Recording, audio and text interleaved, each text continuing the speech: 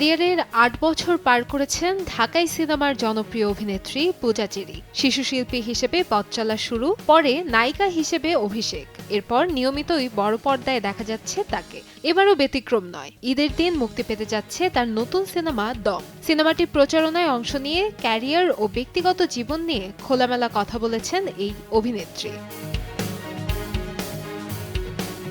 সম্প্রতি একটি পডকাস্টে পূজা চেরি জানান, সম্পর্কের মূল্য তার কাছে অনেক বেশি। ব্যক্তিগত জীবনে তিনি কখনোই চান না তার নামের সঙ্গে ডিভোর্স শব্দটি জড়িয়ে যাক। তাই সুযোগ থাকলে তিনি সংসার ও অভিনয় দুটোই একসঙ্গে চালিয়ে যেতে চান।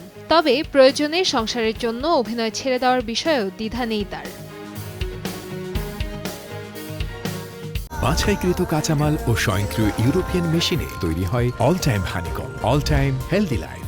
পডকাস্টে নিজের ক্যারিয়ার ও ব্যক্তিগত জীবনের নানা বিতর্ক নিয়েও কথা বলেছেন পূজা। বিভিন্ন সময়ে আব্দুল আজিজ, শাকিব খান, সিয়াম আহমেদ ও আদর আজাদের সঙ্গে তার নাম জড়িয়ে যে গুঞ্জন ছড়িয়েছে সে বিষয়েও নিজের অবস্থান পরিষ্কার করেছেন তিনি। শুধু তাই নয়, পডকাস্টে নিজের নতুন একটি সম্পর্কের ইঙ্গিতও দিয়েছেন এই অভিনেত্রী।